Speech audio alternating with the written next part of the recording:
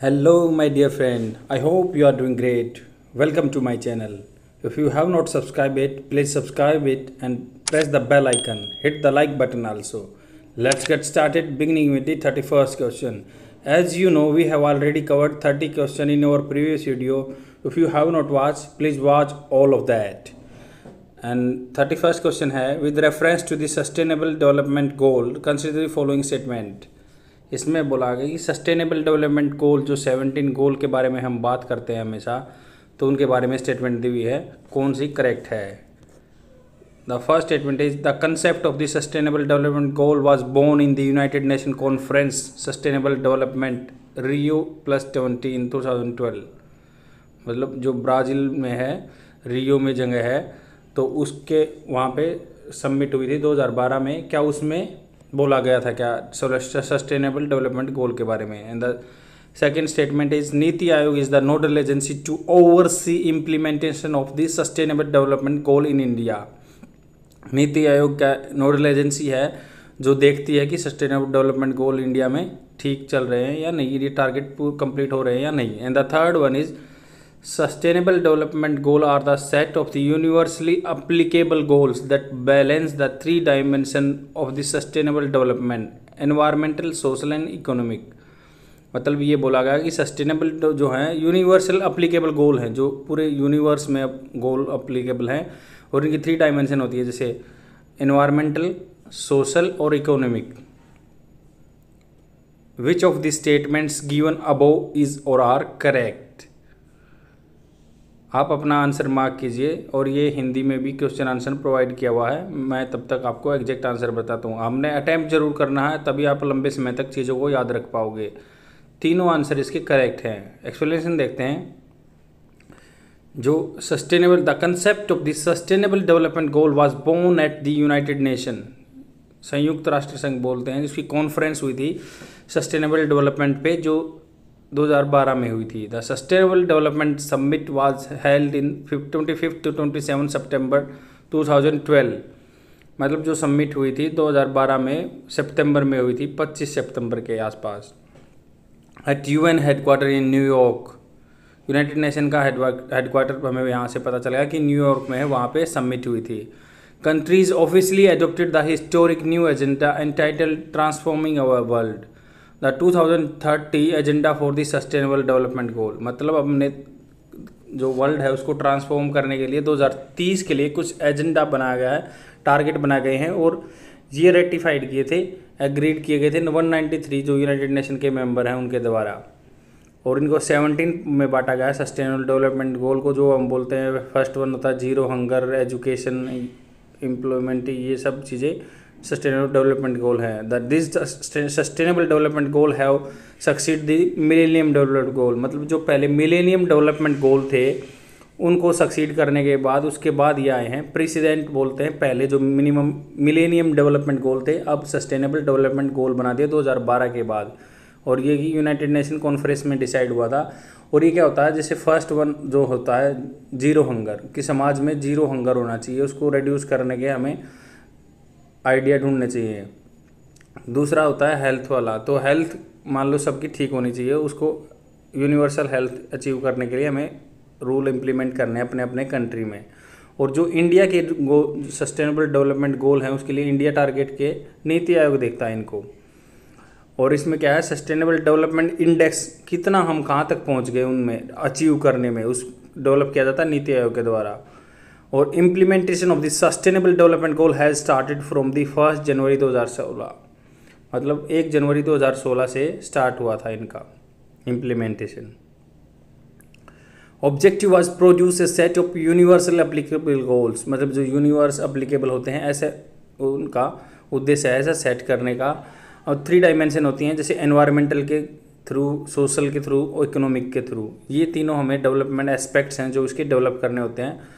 और इसमें क्या है, एसोसिएट टारगेट है. मतलब सस्टेनेबल डेवलपमेंट गोल 17 है, पर उनके एसोसिएट जो सस्टेनेबल डेवलपमेंट गोल में नहीं है बट उनके साथ में आते हैं 169 टारगेट हैं. आप इसको याद कर सकते हो क्वेश्चन आंसर के लिए, और ये हिंदी में प्रोवाइड किया हुआ है. 32nd क्वेश्चन देखते हैं.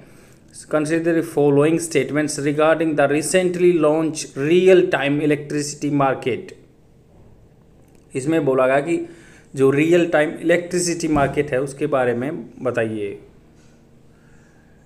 The first statement is it is an organized market platform enabling buyer and seller to meet their energy requirement. मतलब क्या प्लेटफॉर्म है ये? ऑनलाइन ऑर्गेनाइज प्लेटफॉर्म है और ये बायर और सेलर को वहाँ पे मिलने का और एनर्जी रिक्वायरमेंट पूरी करने का साधन देता है platform. And the second statement is the platform operates only in Indian energy exchange and power exchange India limited. इसमें बोला गया कि ये जो इंडियन एक्सचेंज है, एनर्जी एक्सचेंज है और पावर एक्सचेंज इंडिया लिमिटेड, क्या इन्हीं पे ऑपरेट होता है. And the third one, it would help India to achieve its renewable energy target under the Paris climate act. जो पेरिस क्लाइमेट एक्ट डील हुई थी 2015 में, इसमें बोला गया था कि पेरिस समिट के नाम से जाना जाता है कि हमें सस्टेनेबल एनर्जी डेवलपमेंट. मतलब सस्टेनेबल का क्या मतलब होता है कि आज जो रिसोर्सेज हमारे पास है, जो हमारे इनहेरेंट आएंगे, हमारे मान लो सिबलिंग्स जो हमारे बच्चे होंगे, तो उनके टाइम पे भी उनको ऑल जो रिसोर्सेज हैं अवेलेबल होने चाहिए जैसे हमें अपने फोर फादर से मिले थे. इसमें से बता कौन सा करेक्ट है? आप अपना आंसर मार्क कीजिए.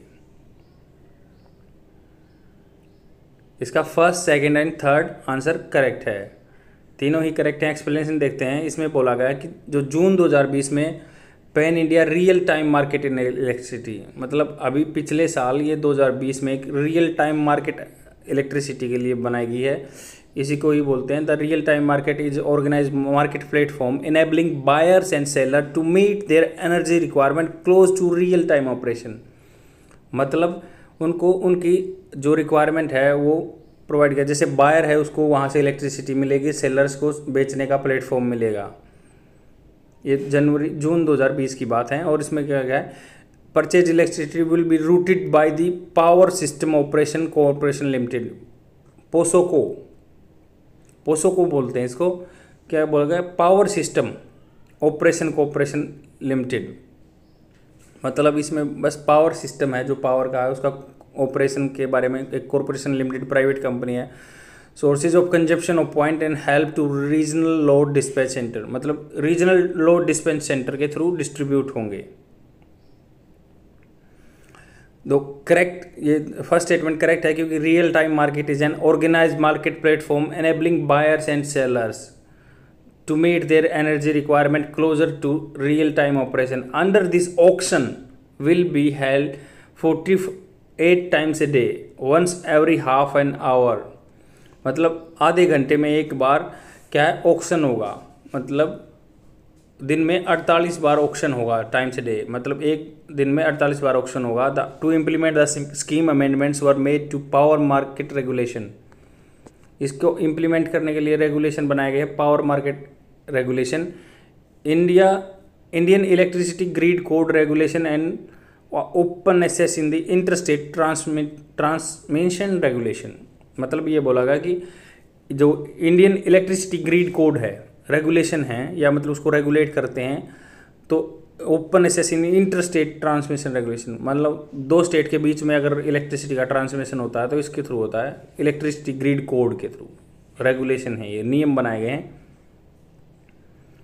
सेकेंड स्टेटमेंट इसलिए करेक्ट है. As of now it is operational on two platform, Indian exchange energy exchange and power exchange. मतलब दो एक्सचेंज हैं, एनर्जी एक्सचेंज बोल देते हैं, दूसरे को पावर एक्सचेंज. और ये प्राइवेट लिमिटेड है, मतलब इंडिया लिमिटेड. और ये क्या है? लिमिट करता है first energy exchange in India providing N automatic trading platform for the delivery of electricity, renewable energy certificate and saving certificate. मतलब ये क्या है? इंडियन एनर्जी एक्सचेंज लिमिटेड है, ये सर्टिफिकेट भी देती है किसने कितनी इलेक्ट्रिसिटी सेव की है, और रिन्यूएबल एनर्जी सर्टिफिकेट है कि आपने इतनी इलेक्ट्रिसिटी प्रोड्यूस की है, जैसे सौर ऊर्जा से, और जो कि आपके रिन्यूएबल दोबारा यूज की जा सकती है, को कंजम नहीं होता रिसोर्सेज जो है. और ये क्या है? First institutionally promote power exchange provided electronic platform for the transaction in the power and allied sector. Power में उसके अलाइड सेक्टर में पहला ट्रांजेक्शन है. स्टेटमेंट थर्ड करेक्ट है. Presently renewable energy is volatile, मतलब रिन्यूएबल एनर्जी वोलेटाइल इसलिए है कि जैसे मान लो सूर्य ढल जाता है तो उसके बाद सूर्य ऊर्जा हमें प्राप्त नहीं होती है, तो क्या है, सीजन पे डिपेंड करता है, वेदर फैक्टर्स पे डिपेंड करता है। Solar energy is not available after sunset, thus it becomes a challenge for the stabilisation of the grid system. जैसे ग्रिड है उसको स्टेबलाइज भी जो करना है, क्योंकि रात में अगर इलेक्ट्रिसिटी नहीं होगी, लोड ज़्यादा पड़ेगा तो वो ग्रिड ब्लास्ट हो जाएगा या उस पर रिक्वायरमेंट पूरी नहीं हो पाएगी। The real time market helps to integrate higher quantum of renewable energy resources into grid. It would help India to achieve its renewable energy target under the Paris climate act. मतलब ऐसे को resources बना जो sustainable हो, रात को जैसे काम नहीं करती सूर्य ऊर्जा, तो हमें ऐसे प्रोविज़न बनाने हैं कि रात को भी इलेक्ट्रिसिटी प्रॉपर रहे ग्रिड में। और ग्रिड ऐसे होता है कि जैसे इलेक्ट्रिसिटी का हब है, वहाँ से डिस्ट्रीब्यूट होती है, ऐसे ही बोलते हैं ग्रिड को। With reference to the rural region bank RRB, consider the following statement. RRB के बारे में स्टेटमेंट दी गई है, उसमें से करेक्ट कौन सी है? द फर्स्ट वन इज प्रथम Grameen bank was set up by RRB that was setup in India. मतलब जो पहला ग्रामीण बैंक था उसका नाम था Prathama Grameen bank. And the second one is RRB have to provide 75% of the total credit under PSL। कल भी हमने पढ़ा था प्रियोरिटी सेक्टर लैंडिंग होता है कि कंपलसरी होता है कि कुछ सेक्टर को जैसे रूरल डेवलपमेंट के लिए या जो स्मॉल इंडस्ट्री डेवलपमेंट के लिए फंड बना दिए जाते हैं और उनमें ही उनको लोन देना होता है 75% ग्रामीण बैंक को। क्या ये ठीक है? And the third one is the highest equity of the RRB is held by the government, state government followed by the central government. क्या बोला गया कि हाईएस्ट इक्विटी शेयर हैं जो इसके, क्या उसमें स्टेट गवर्नमेंट का पार्टिसिपेशन है और सेंट्रल गवर्नमेंट का कम है? कौन सा स्टेटमेंट करेक्ट है? आप अपना आंसर मार्क कीजिए। फर्स्ट एंड सेकंड स्टेटमेंट इसका करेक्ट है।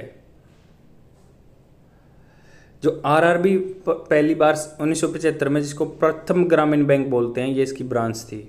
इसका क्या है, रूरल इकोनॉमी को डेवलप करना। जो क्रेडिट एसेस है, फॉर्मल क्रेडिट, मतलब पहले क्या है, लैंडर ओनर जो जमींदार होते थे उनसे पैसा लेते थे, साहूकार से, बट इनको क्या है, गरीब आदमी के पास भी पैसा पहुंचना चाहिए, लोन पहुंचना चाहिए, वो भी फॉर्मल वे से और जो भी जायज़ इंटरेस्ट रेट पे। या स्मॉल इंटरप्रेन्योरशिप को डेवलप करना है, एग्रीकल्चर को डेवलप करना है, इंडस्ट्री को एंड अदर चीज़ों को डेवलप करना है। फर्स्ट स्टेटमेंट करेक्ट है क्योंकि ये 2 अक्टूबर 1975 को प्रथम ग्रामीण बैंक फाउंड किया गया था। और ये हमें याद रखना है कि महात्मा गांधी जी की जयंती पे ग्रामीण बैंक RRB चालू किया गया था 2 अक्टूबर 1975। As per the RBI guidelines the RRB have to, मतलब 75% RBI ने गाइडलाइन दे रखी हैं और जो प्रियोरिटी सेक्टर लैंडिंग में इन्वेस्ट करेंगे। एंड थर्ड वन इसलिए इनकरेक्ट है क्योंकि इसमें एक रेशो बटा हुआ है, जो इक्विटी है, शेयर क्या क्या होते हैं, 50, 15, 35 के बारे में। मतलब जो 50 है आपका स्टेट गवर्नमेंट का होगा, उसके बाद क्या होगा, 50 है सेंट्रल गवर्नमेंट का होगा, स्टेट गवर्नमेंट का 15 होगा और 35 का जो बैंक इम्प्लीमेंट कर रहा है स्कीम को उसका होगा। ये शेयर रहते हैं, इक्विटी बोलते हैं जिनको।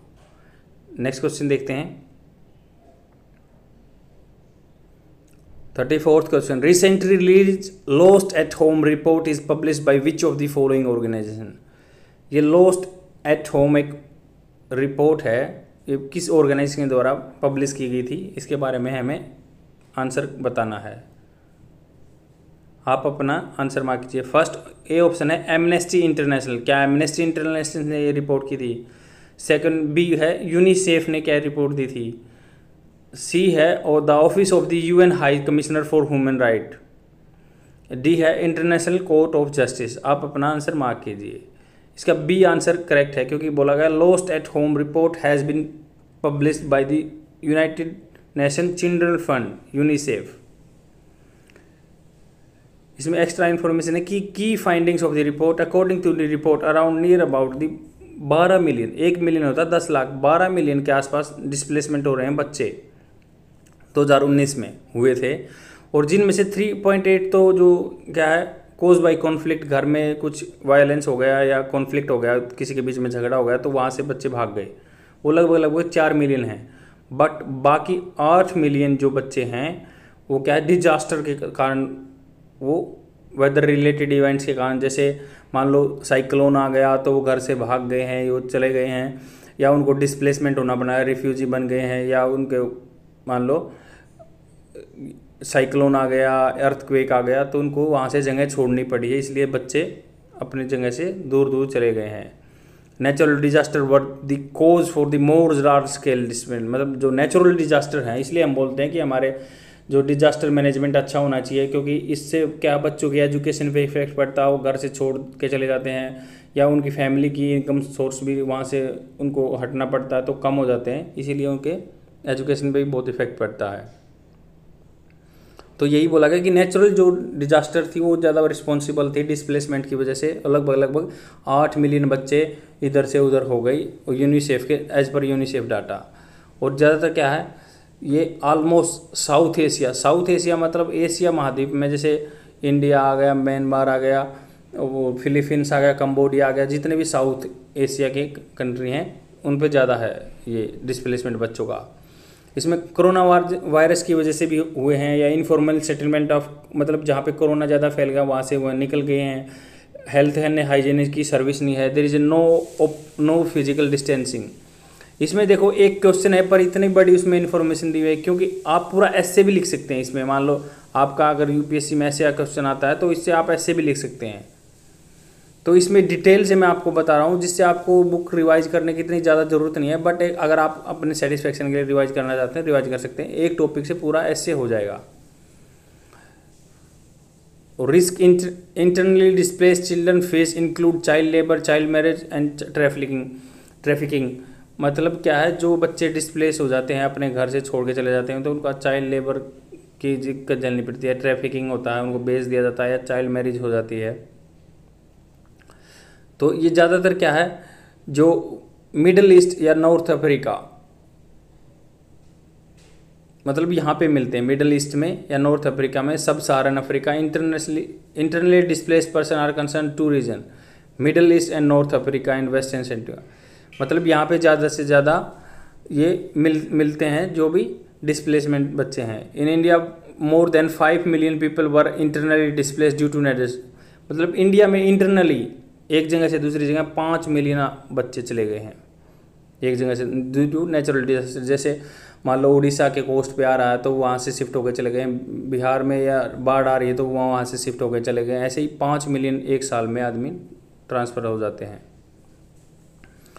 और इसमें क्या है, मोस्टली सबसे ज़्यादा बोला गया है कि जो इंडिया है, फिलीपींस एंड बांग्लादेश, चाइना, ये 69% ऑफ द डिस्प्लेसमेंट जो है उसमें से यही काउंट होते हैं डिजास्टर की वजह से। India, Philippines, Bangladesh and China, इनका 70% तक लगभग डिस्प्लेसमेंट हो जाते हैं बच्चे डिजास्टर की वजह से। तो ये हमें क्या संकेत देता है कि हमें अपने डिजास्टर मैनेजमेंट को अच्छा करना चाहिए, क्योंकि आने वाले फ्यूचर सिक्योर नहीं होगा जो बच्चों का, तो कंट्री डेवलप नहीं कर पाएगा। 35वां क्वेश्चन देखते हैं। With reference to peer, peer होता है सहयोगी, मतलब एक क्लास स्टूडेंट, जैसे हम कोई बच्चे को देखते हैं उसके साथ वाले को पीयर बोलते हैं। Peer to peer lending, consider the following statements. It refers to the raising of unsecured loan through crowd funding methods. मतलब अनसिक्योर्ड लोन वो होते हैं जैसे जिसके लिए कोलेटरल या कोई मतलब चीज़ रखी नहीं जाती बैंक में, विदाउट कोलेटरल के लिए जो लोन लिया जाता है उसको अनसिक्योर्ड लोन बोलते हैं। इसमें बोला है क्राउड फंडिंग, जैसे भीड़ में से इकट्ठे रुपए कर लेते हैं, वैसे ही क्राउड फंडिंग बोलते हैं उसको। The borrower may either be an individual और a legal person during requiring a loan. मतलब जो लोन ले सकता है क्या वो लीगल पर्सन उसको बोलते हैं। जैसे कंपनी लीगल पर्सन है, वो एंटिटी को ही, जैसे फैक्ट्री को भी लीगल पर्सन मान लिया जाता है, तो उनको लोन मिल सकता है। The interest for this loan is charge based on the repo rate. Repo rate क्या होता है, जो आरबीआई जो है बैंक को जिस इंटरेस्ट रेट पे पैसे देता है उसको रेपो रेट बोलते हैं। तो ये पूछ रहे हैं कि जो रेपो रेट ही रहेगा क्या इनका इंटरेस्ट रेट जो है, कौन सी स्टेटमेंट करेक्ट है, आप अपना आंसर मार्क कीजिए। इसका answer first, second and third है, तीनों ही इसके करेक्ट हैं। एक्सप्लेनेशन देखते हैं। जो peer to peer lending method है, crowd funding use to raise unsecure loan and rapid with interest, repaid with interest, मतलब जो दोबारा दिए जाते हैं इंटरेस्ट की। Crowd funding refer to the supporting projects with the small sum of money collected by large. मतलब ये बोला गया कि क्राउड फंडिंग का क्या मतलब होता है, कोई प्रोजेक्ट को सपोर्ट करने के लिए क्राउड फंडिंग की जाती है और ज़्यादा पैसा इकट्ठा करने के लिए। अब पोर्टल की हेल्प से मान लो ऑनलाइन पोर्टल की हेल्प से, ऑनलाइन प्लेटफॉर्म है, लेंडर एंड बोरोवर के बीच में लिंक भेज देता है, उससे वहाँ पे प्लेटफॉर्म पे काम हो जाता है। द बोरोवर में बी एन आइदर इंडिविजुअल या लीगल एंटिटी, जैसे मान लो कोई कंपनी है, कॉर्पोरेशन है, सोसाइटी है, आर्टिफिशियल बॉडी को ही लीगल बॉडी बोलते हैं। एंड थर्ड स्टेटमेंट इनकरेक्ट इसलिए, the interest rate is set on the electronic platform for every loan means mutual agreement between the borrower and lender itself, मतलब जो borrower और lender के बीच में mutual agreement होता है उसको ही बोलते हैं। The peer to peer lending platform will take place via the mechanism of escrow account. Escrow account मैंने पहले भी वीडियो में बताया, एस्क्रो अकाउंट होता है जैसे मान लो दो आदमी कोई डील कर रहे हैं तो एक बिचौलियों को वो रुपये जमा करा देते हैं कि अगर मान लो ये मेरे पैसे वापस नहीं देगा तो आपको देने होंगे, वही एस्क्रो अकाउंट बोलते हैं उसको, escrow account. All fund transfer shall be through the bank accounts and cash transaction strictly prohibited. मतलब क्या है, कैश ट्रांजेक्शन जो है स्ट्रिक्टली प्रोहिबिटेड है, इस सारा काम ऑनलाइन होगा जिससे फेयर चीज़ें रहेंगी। नेक्स्ट क्वेश्चन देखते हैं, 36th question, with reference to the मनरेगा Mahatma Gandhi national rural employment guarantee 2005 consider the following statements. मनरेगा 2005 के बारे में कुछ स्टेटमेंट दी हुई हैं, आपको उनमें से करेक्ट आंसर चुनना। It provides a legal right to employment for any member of the rural household. Any का बहुत बड़ा रोल है कि रूरल हाउस में क्या एनी को ही प्रोवाइड कराती है, उसके लिए कुछ क्राइटेरिया है। And the second statement is all work sites should have facility such as creche facility. Creche होता है शिशु सदन, मतलब कोई काम पे जा रहा है तो उसके बच्चे को वहाँ रखने के लिए कोई जगह बनाई होनी चाहिए, ड्रिंकिंग वाटर होना चाहिए, फर्स्ट एड होनी चाहिए। Social audit is mandatory for the work done under MNREGA, मतलब सोशल ऑडिट, समाज का ऑडिट होना चाहिए। जैसे एक तो कैग ऑडिट करती है, कोई ऑर्गेनाइजेशन ऑडिट करती है, नहीं, उसकी वजह से समाज का भी ऑडिट होना चाहिए। समाज में जैसे पंचायत ऑडिट करनी चाहिए क्या, उसको आप अपना आंसर मार्क कीजिए। सेकेंड एंड थर्ड आंसर इसका करेक्ट है। जो मनरेगा है उसको पहले नरेगा बोला गया था, 2005 में आई थी 7 सितंबर 2005 को। और ये क्या है, जो रूरल हाउस होल्ड में उनको 100 दिन की गारंटी देती है जिन आदमियों के पास काम नहीं है, पर इसके लिए एक कंडीशन है, अनस्किल्ड जो काम करने के इच्छुक हैं। कंडीशन ये है कि 18 साल से ऊपर होना चाहिए बच्चा, जो भी अडल्ट मेंबर्स हैं, तो उनको लीगल राइट है काम करने का, तो उनके लिए जॉब कार्ड दिए जाते हैं। And willing to unskilled worker, जो अपने आप इच्छा से अनस्किल्ड वर्कर काम करना चाहता है, और जॉब कार्ड दिए जाते हैं मनरेगा के अंडर। उनको 100 दिन, अगर उनको काम नहीं दे पाते तो 100 दिन का उनको घर बैठे पैसा मिलता है अपने लाइवलीहुड को सर्वाइव करने के लिए।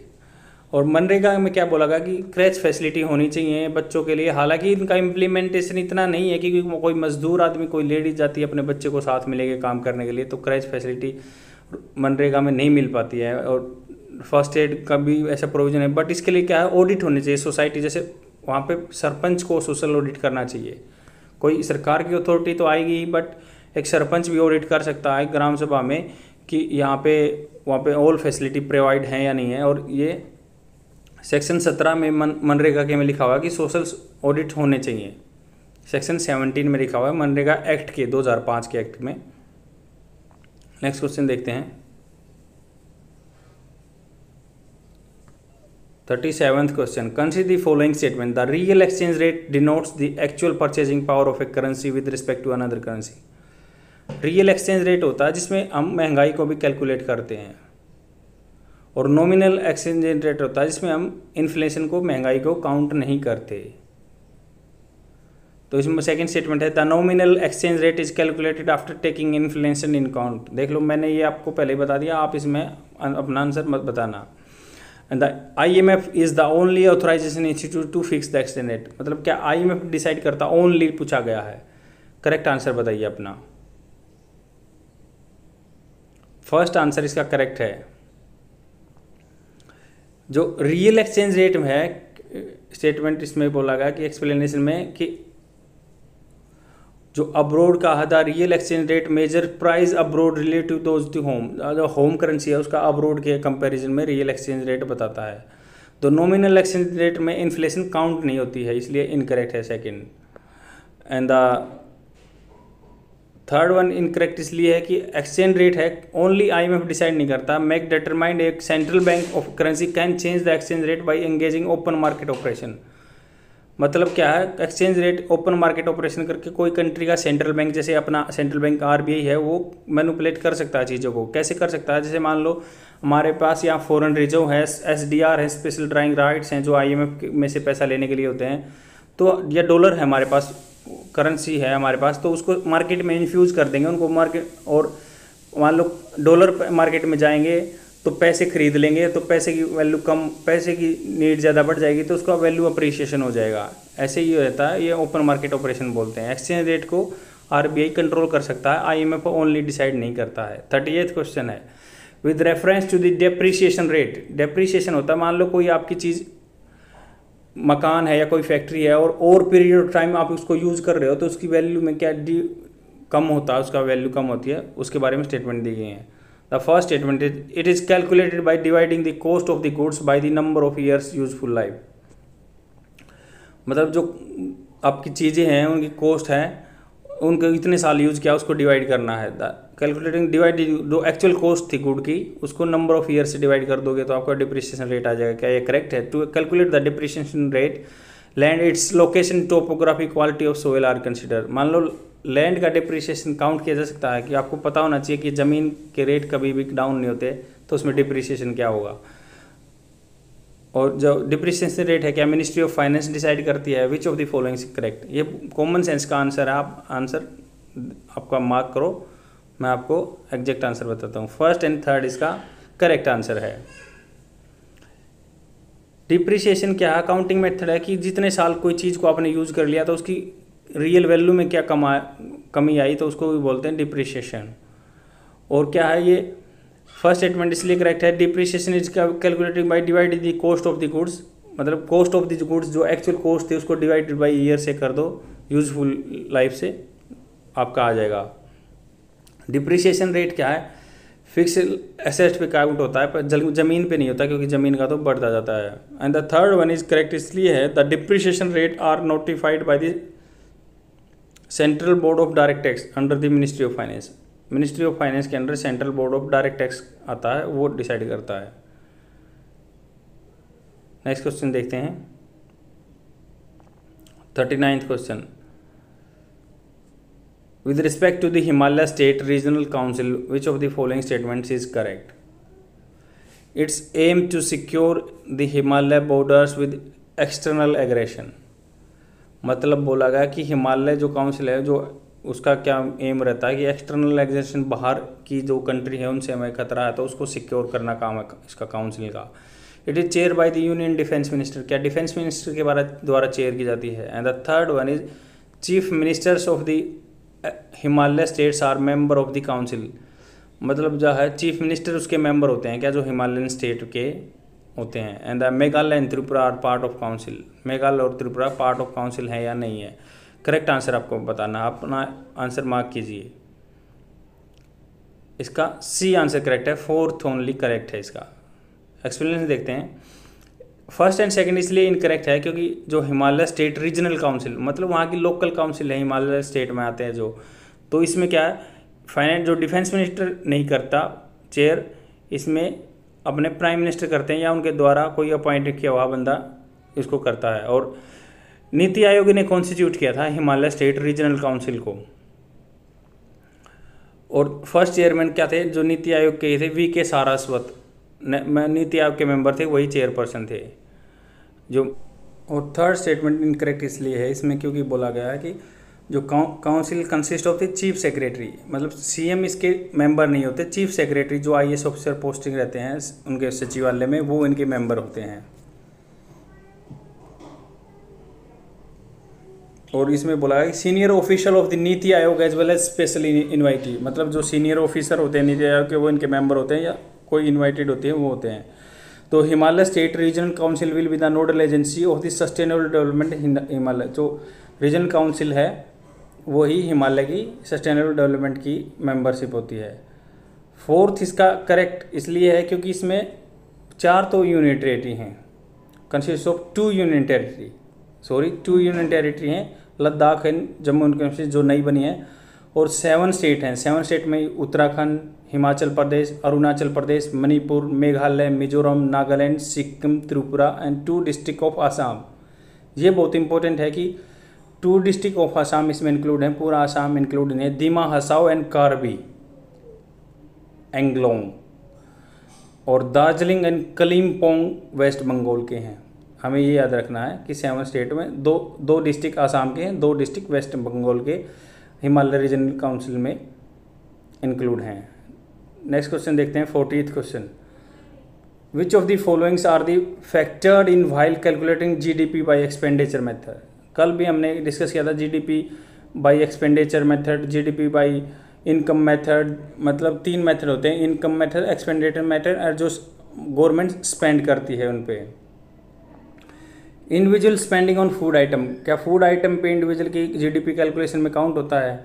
एक company buyer raw material for the manufacturing, कोई कंपनी बायर कुछ प्रोडक्ट करती है मैन्युफैक्चरिंग के लिए। And the third one is the government expenditure of defence, government का एक्सपेंडिचर डिफेंस में होता है। कौन सा जीडीपी की कैलकुलेशन में काउंट होता है आपको बताना है। देखो जैसे डिफेंस पे जो गवर्नमेंट इन्वेस्ट करती है या इक्विपमेंट लेती है तो वो जीडीपी में काउंट होता है, पर जो रॉ मटेरियल बीच में मिडल में जो इंटरमीडिएट गुड बोलते हैं उसको जीडीपी में कैलकुलेट नहीं होता है। आप अपना आंसर मार्क कीजिए। फर्स्ट एंड थर्ड इसका करेक्ट है, सेकंड इनकरेक्ट इसलिए है क्योंकि जो इंटरमीडिएट गुड है उसको जीडीपी कैलकुलेशन में काउंट नहीं करते हैं। क्या इसके 4 एग्रीगेट हैं, मतलब by consumption, by house hold, मैंने बताया जीडीपी के कैलकुलेशन के तरीके हैं 4 main aggregate. Consumption by house hold या बिजनेस, गवर्नमेंट बिजनेस करती है, spending on goods and services, net export minus the goods and services, जो एक्सपोर्ट होता है उनका गुड्स एंड सर्विसेज का। Individual spending on food items, जो कोई भी आदमी अपने फूड आइटम पे करता है वो जीडीपी में कैलकुलेट होता है, और इंटरमीडिएट गुड काउंट नहीं होते हैं जीडीपी में। एंड थर्ड वन, डिफेंस पे जो खर्चा होता है गवर्नमेंट करती है वो जीडीपी कैलकुलेशन में काउंट होता है। और ये हिंदी में आपको आंसर प्रोवाइड किया गया है।